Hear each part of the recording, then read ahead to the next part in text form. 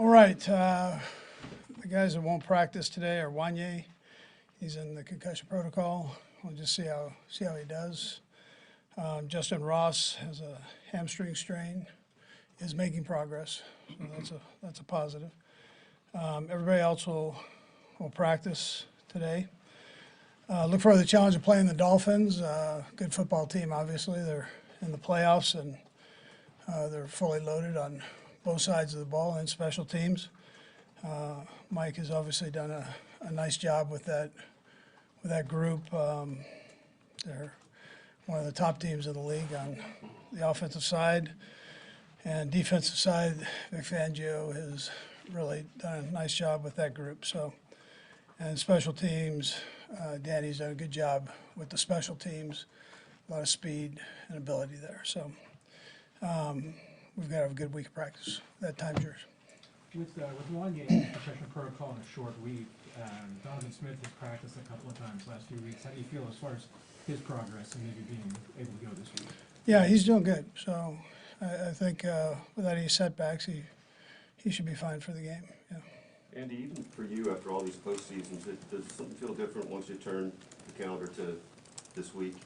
Yeah, no, absolutely. Yeah, it's a different tempo to the game, and so it's single elimination, which creates an urgency even above and beyond what you have during the season. So yeah, no, you're very aware of that. And that urgency with this team, which has obviously had its ups and downs, but made it to the seed. Anything in particular you think you need to see this week to feel good about their consistency going in? Yeah, I think we just work hard, and that's all. We'll be fine. We just got to take care of that, take care of our business, what we can control, and starts with working hard. From the game in Germany, can you gain much from the video of that game for this one? Yeah, I think both teams probably would say yes to that. We're familiar with one another, and as far as the personnel goes, I'm sure there'll be changes on both sides, a few of them. But the base, you kind of know our base. They know our base, and we know their base, and we go from there. I can say that before last game, you didn't know what McCole brings to the table, but did that give you some encouragement that maybe he could play a little bit bigger of a role in the postseason? Yeah, it was good to see him kind of get back in the swing of things and have a few consistent snaps in there. I mean, we'll work him in for sure, but that didn't hurt him at all. Yeah. I think he played every snap, offensive snap, the other day. Did you feel like he needed the work, or? I think I felt that way, and I think he felt that way, and he wanted to be in there. We had a rotation set, but he wanted to keep going, and have some back-to-back plays there that he could get into the swing with and into a rhythm with. With Kadarius Toney last week, he started the week at practice, and then you guys backed off of him. Was there a setback, or just wasn't quite ready, or? Yeah, his foot and ankle, or his hip and ankle were bothering him. So he's feeling a little bit better this week, so we'll see where we go.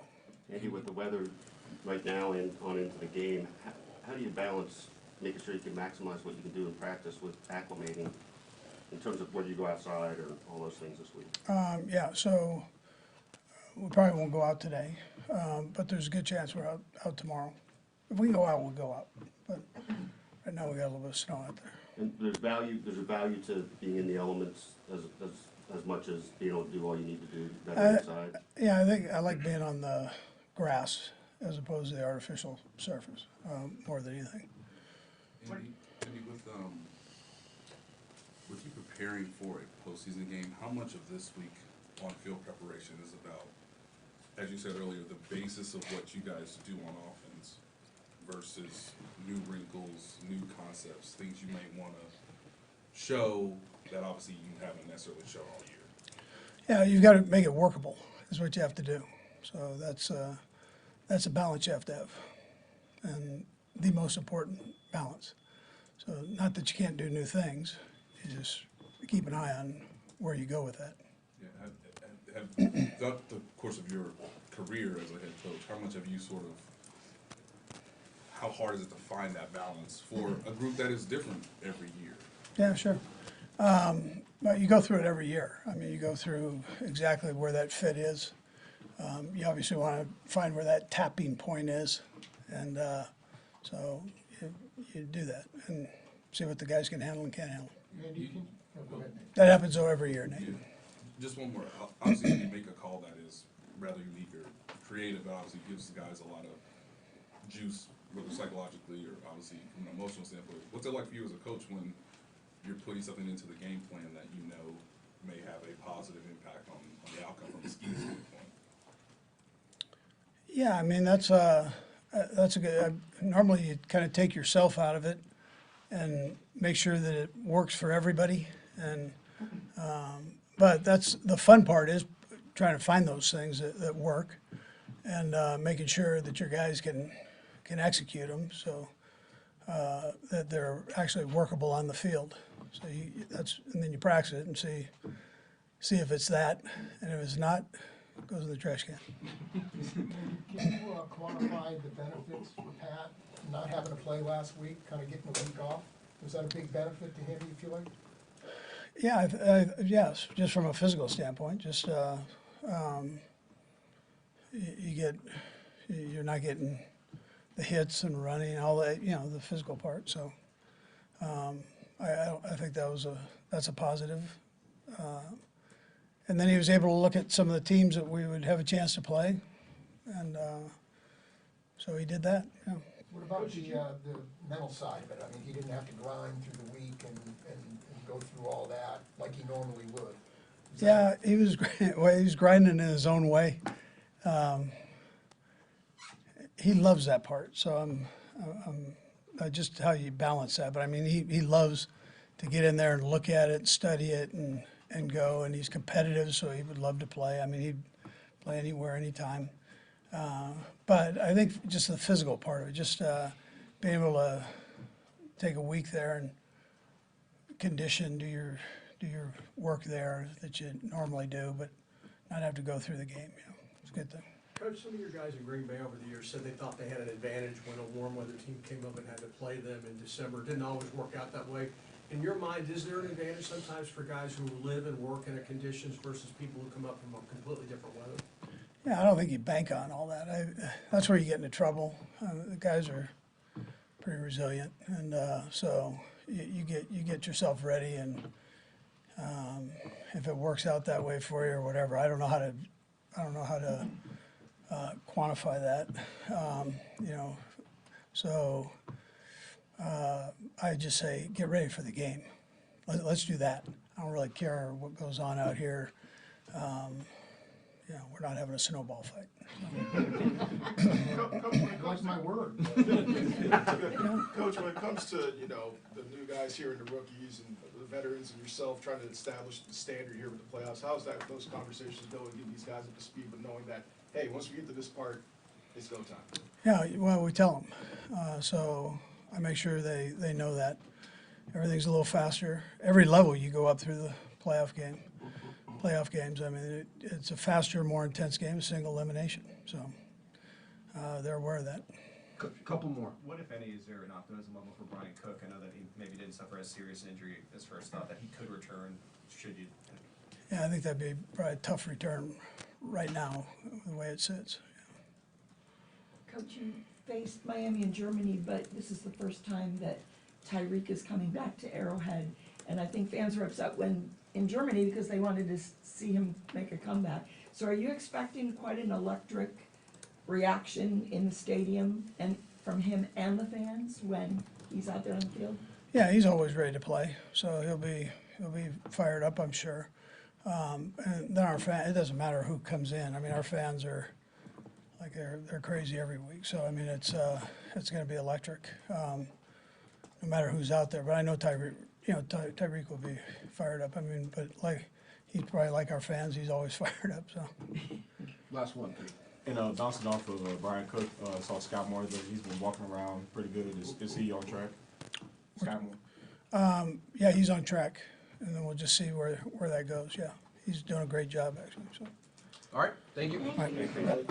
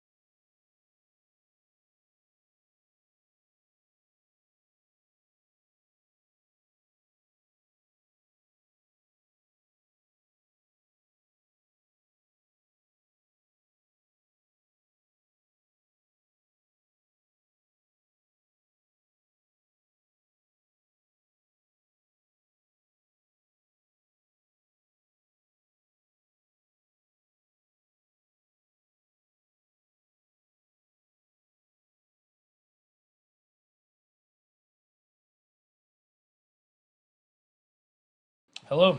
You ready for the playoffs in sub-zero temperatures? What could be better, man? Playing playoff football January at Arrowhead Stadium. It's going to be cold. Kind of is what it is. I'd rather be playing a football game than chasing my kids around the backyard. So I'll have a little bit of the adrenaline rush, and I'm excited for it. As a Texas native, just how have you adapted to the Midwest cold weather over the years? Practicing with Coach Reid, you kind of have to. I mean, if there's an opportunity to go outside, he's going to have you outside.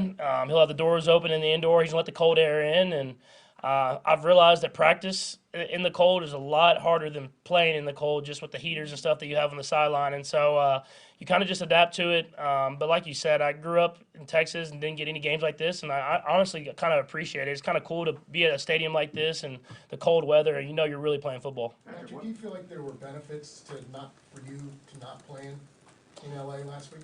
Yeah, I mean, you just get healthy. I mean, I think that's the biggest thing. I mean, everybody's a little banged up here at the end of the season, and to get guys rested and preparing their bodies. And then I thought it was an energy boost just to get to watch these other guys that work day in and day out and don't get those opportunities. They got to get those opportunities, and they found a way to win a football game. And so definitely it was exciting for me. Did you need a physical break? I mean, did you feel like your ankle or whatever else might be bothering you? No, I'm getting old, man. I need a break every once in a while. Yeah, no. So hopefully, over in future seasons, I'm gonna try to get that bye. But this year we didn't get the opportunity to get it. But we had the whatever you want to call it, the rest, and we were able to watch some other guys go out there and succeed. But you've been in this spot before. I mean, getting ready to start the playoffs as the division champ, obviously. But how you got there is a little different. I mean, does it feel any different at this point now, is starting the playoffs? No, I mean, not really. I mean, we played Wild Card Weekend a couple years ago against the Steelers, and we were able to win that game. But you just got to be prepared to go. I mean, now it's everybody's records. There's no record. Everybody's going out there to play and to win games, and everybody believes they can win the Super Bowl. So this is when the best football is played, and it's all the mistakes are magnified, but all the successes are magnified. And so you just go out there with the mentality, I'm taking one play at a time, put my best effort forward, and see what happens. Patrick, Andy said that you spent a lot of time grinding on the other team. Can you just kind of take us through what your week of prep was like? You had 5 possible teams you were looking at, and maybe when you got home, what time did you guys get home, and how quick did you start working on Miami? Yeah, no, I watched a couple games from each team that we had the chance of playing, and just kind of got a head start in that sense. Once we knew who we were playing, I mean, we didn't really know until basically we landed. I got a good night's rest. Had a long day yesterday, watching a ton of film on Miami, and getting the game plan kind of down. But now you're kind of back to your regular week schedule, and you try to go over all the finer details and the small points. But at the end of the day, you got to go out there and play. And so coaches will get us prepared, and we'll go out there and play our best football. So you guys were all watching the game on the plane. Was that an interesting? The Wi-Fi wasn't really working, so we were kind of catching I could see the highlights of the game, but you couldn't keep the live stream kind of going. So we got to work on that. But we definitely kept up with it. We just didn't necessarily watch it live like that. So what are you seeing differently now from that game in Germany now, Miami, and you think you could improve upon from that game and what into this postseason? Yeah, I think we just had to have better execution throughout the entire game. I think we had a good first half, but in the second half we sputtered a little bit. We missed a couple deep shots here and there. But they're a good defense, and they have a great defensive coordinator in Coach Fangio, who I know really well, and he's done a great job of having different schemes every time I play against them. And so they got a lot of guys that play extremely hard.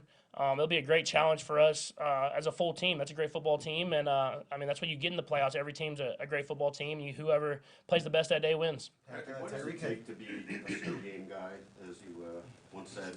What goes into you being able to embrace that, and how do you deal with it? I think you just go out there and play, man. I think that's at the end of the day, you go out there and play. If you win, you can call yourself a snow game guy. So I'm about to continue to find ways to win these games. I lost the last one in Denver, so I have to find a way to win this one. And the preparation. Go ahead, Lee. But you won your first one in the playoffs, right, against Indianapolis. Yes. What do you remember about preparing for the snow and that snow game? Yeah, no, it was very windy that day. I remember that from the beginning of the game. You could see the wind and everything like that. But like I said, the adrenaline rush kind of gives you that warmness that you're seeking, and you have heaters on the sideline.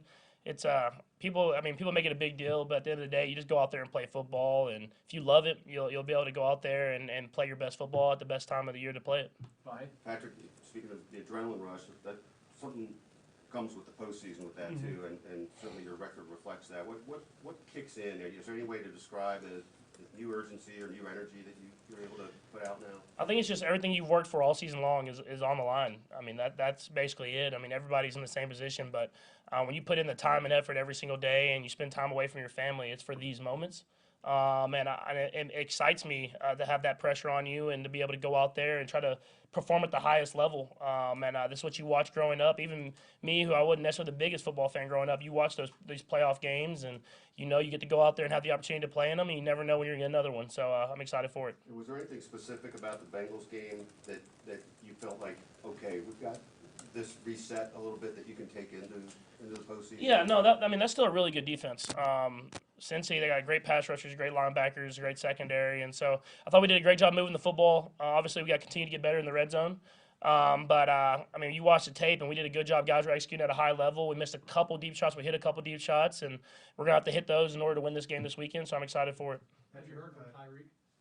I have not heard from Tyreek this week. I don't know if we'll be talking this week, but I talk to him every once in a while. I know he's excited. He'll be excited to come to Arrowhead. This week I won't talk to him as much, I'll say. We'll go last three. We'll go with Pete, Mackenzie, and Nate. Go ahead. Neil kind of stole my thunder a little bit, but just considering how outspoken he's been, I guess, has your relationship changed at all? Do you feel like, just like a player in another team that you might have a friendship with, it's the same? Yeah, I mean, we're competitors. I mean, I think that's the end of the day. You see me with guys like Max Crosby. You see me. I have that fire, that competitive fire when you're on the football field, and he's the same way. That's what makes him so great. You're still friends in the offseason and everything like that, but when you play on the field, I mean, you're trying to compete to win. That's just kind of how it is, and I'm excited for the opportunity for our defense. I'm excited for the opportunity for our team to go up against a great football team. Mackenzie? Patrick, your offense has worked through some adversity all season long. Just how confident are you that you guys can maybe hit that next gear as you begin this playoff run? Yeah, I'm extremely confident, not only in our offense, but in the football team. You see how the defense is playing. Offensively, I feel like we're going to play our best football at the right time. And I think if we can just score, we don't have to score too much points. If we can just score enough points, our defense will shut the door, and we can find a way to get a win. Nate? Patrick, you talked earlier this year about adversity and how you would think it would help you guys in, obviously, win or go home situations. I just wonder for you, where do you feel like that adversity that you've gathered over the course of this season will be the most sort of useful or a resource for you starting Saturday? Yeah, I think we play in a lot of big games, playing games on short rest. We play in night games, whatever it is. And I think just having that experience is going to help us. Having those games where not everything's going your way and you have to find a way to pull through and get a win. A lot of guys on this team have done that, and so the step up that you always see going into the playoffs, it will be a step up. But I think we can make it a little bit smaller because we've been in these games like this, and so just being able to rely on our experiences and go out there and be the best team that we can be, and play our best football and see what happens. Thanks, Patrick. Thank you.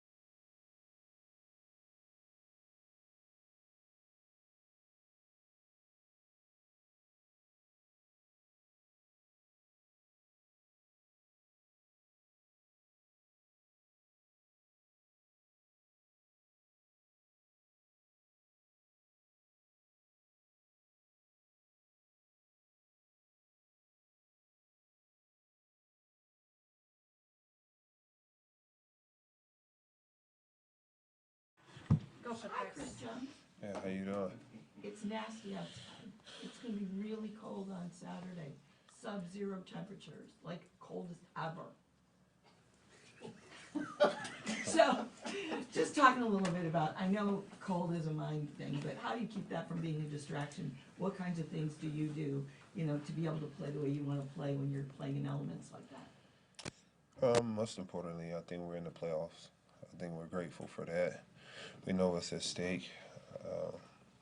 It can be negative 13-degree weather. I think we're just excited to be here with this opportunity ahead of us. I think cold.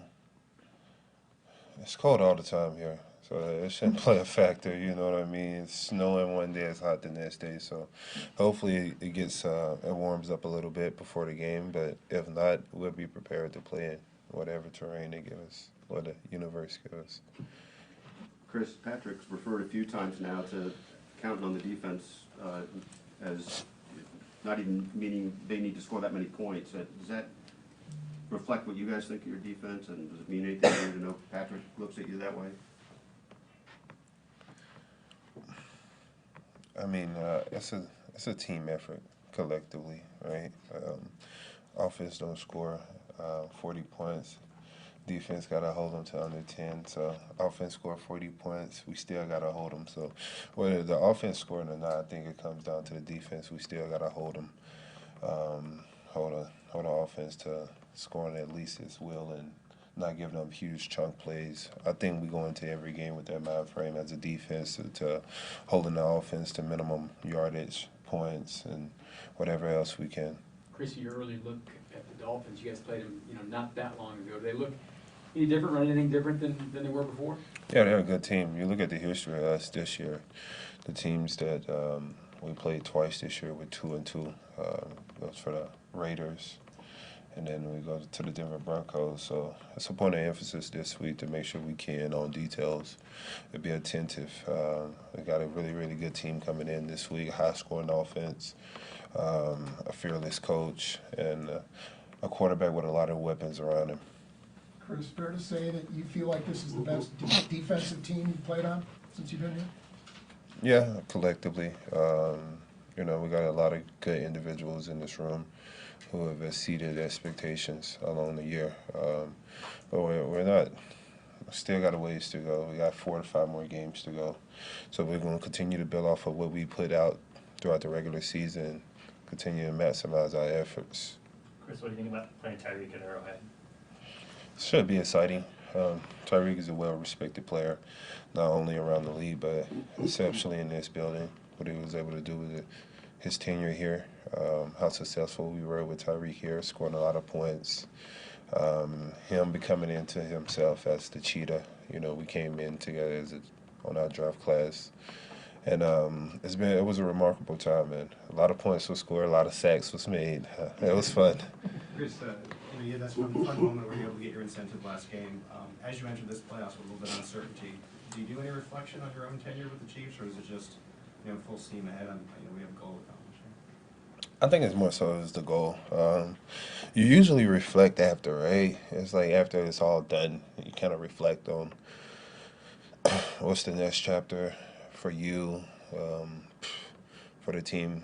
You know, I try not to think about it. Could be my last game in Arrowhead, who knows? You know, but most importantly, we got a game to play.